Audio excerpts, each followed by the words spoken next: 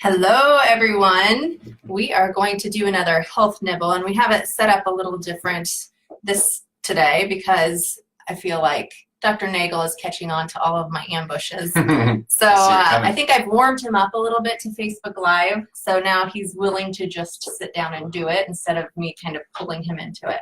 So anyway, we are going to do today's health nibble, and we're talking about fish oil and the changing beliefs on fish oil and the changing science. On fish oil. So Dr. Nagel is going to fill you in. We stopped taking fish oil about a year ago when we found out this new research. So he's going to fill you in. So take it away. Yeah, so I guess the first thing that should be addressed is that the science is always changing. So, and we just doctors in general do the best they can based on the information that's changing. And one of these things that has, kind of taken us off guard was the information on fish oil. For years it was so overwhelming that fish oil, we're so deficient in fish oil and the omega-3 pathway, and then the omega-6s, which come from vegetable oils and stuff, which is still true, is very inflammatory, and we need to take all this fish oil to be healthy.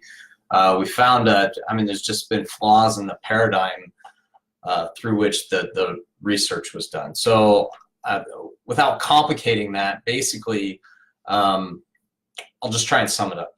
So, we taught that we're dangerously deficient in omega-3s, and we need to get it from an animal source because we wouldn't be getting it from in abundance from plant sources, and that it's really hard for the body to convert plant sources into a usable form, which would have been DHA and EPA. So it's a very believable story, but the research has since changed. So, back in the mid-2000s when we were doing workshops, we recommended that everybody take fish oil for life because there were studies showing that it helps with, autism and depression, a lot of neurological disorders and things like that. So here's the problem. The problem is that most people are deficient in omega-3s, but it has a 2.5-year half-life. So what that means is it's not that you don't have to have it all the time. You're like, once you take it in, you absorb it, and then you use it, and you keep it for a long time. So you can become omega-3 dominant, so have too much, which we really didn't think was possible before. So or the scientists, it wasn't me, the stuff that I read. So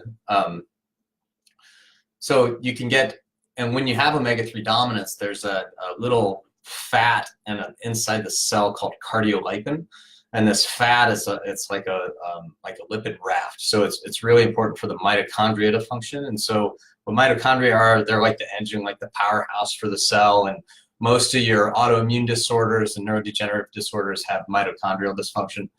So what happens is this omega-3 is dominant, so it comes in, it pushes that cardiolipin out, and then it causes mitochondrial dysfunction, which is in line with chronic disease. So, all of a sudden where we're trying to prevent all this chronic disease, you could potentially have dominance from too much fish oil and be causing it.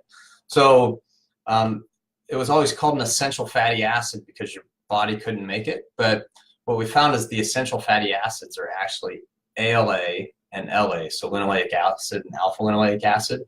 And when you take those parent omega-3s, the body's smart, and it can make anything out of these. It can make the needed fats out of these parent omega-3s, and then it puts it where it needs to without creating dominance. So that's as simple as I can make it. There's a guy from MIT who, if you're interested in that, like where this information comes from, just you could message on, all right, you can do that, right? Yeah, just put in the comments, just go ahead and put interested, and we can send you more information on it. But it's just, we just wanted to inform everybody that there has been change in the science behind fish oil, and it's not all that it's cracked up to be. We actually wanted to show you what we use in our family. So this is pure form. So it's linoleic acid and alpha linoleic acid. So these are your parent omega-3s, and parent omega-3s where your body, those are the sources, and the body can make what it needs to from those. and there's a ton of research on all the benefits of that. So we've gone away from fish oil. I threw away probably $300 in fish oil about, I don't know, 4 or 5 months ago. So, you know, I'm always changing based on the most current and up-to-date information. I think most doctors do that. So, you know, that's the big change in the omega-3 world. So. Okay. So that's today's Health Nibble on just new information on fish oil. And we will be here tomorrow for your next Health Nibble. Stay tuned. Bye. Bye.